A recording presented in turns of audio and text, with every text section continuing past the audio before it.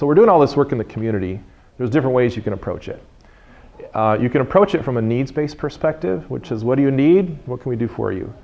We've chosen to go another route, which is asset-based, and the definition is a way to find and mobilize what a community already has. And so it's working, from that perspective. So it's all about the community. And what does the Bible say about that? There's a lot of rich theological things we could discuss. God being community with himself, and he creates a community for himself with Israel, the New Testament community with the church, and in the end we'll be in community with each other, new heavens and the new earth. But it starts with creation. You can't say we're going to save you from such and such without knowing what you're saved from and saved to. It all starts with God being a creator God, being saved to that original intended design. And so we think about the assets. Where are you starting from? It's with people's gifts and where they're starting. What do they want to do? So some examples. If you start with an asset-based approach, you're saying you have gifts.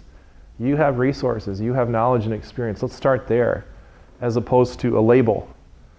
So you go talk to individuals or a community. If you come from a need-based approach, well, there's issues. There's alcoholism. There's drug addiction. There's poverty. There's lack of education. And you get labeled a certain way. How does that make you feel? Yeah.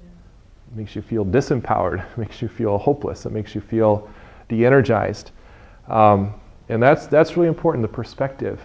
And so we've done the gift-based approach to say individuals have gifts, also associations, institutions have gifts, and to honor what's already there as a starting point. And so these three words: do you do ministry to the neighborhood, or do you do ministry for the people in the neighborhood, or do you do it together with them?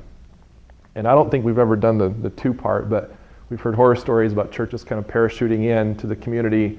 We're going to do this for you. Then they leave, and then to do more harm than good. We've actually done a lot of this, and we're kind of learning from that, because it's nice to do things for people.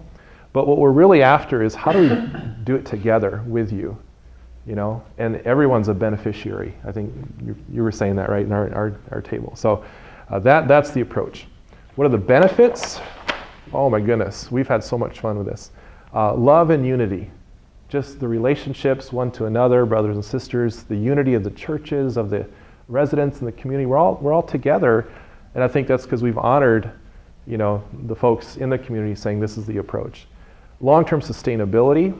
We haven't come in as, saying we're going to help you. Actually, we're the only really white church. The other 4 churches are African American in the community already. So it's sustainable. It's from the residents, by the residents.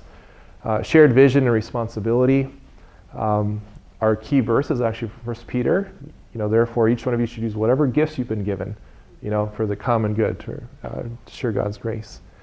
Meet real versus observed needs. And again, the observed needs may be the alcoholism, the drugs, the lack of education, whatever you see on the surface, but you start to talk to and get to know people.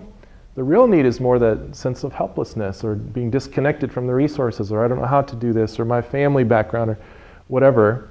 And what I'm learning as a fellow pastor is my colleagues know this way better than I do. So get to the actual real needs, and then we're holistic, using all our gifts, and then just rich relationships and friendships. It's less of a ministry or work in the community. We're just kind of being, living life together. So that's my story. I think I'm out of time, but that was great. yeah.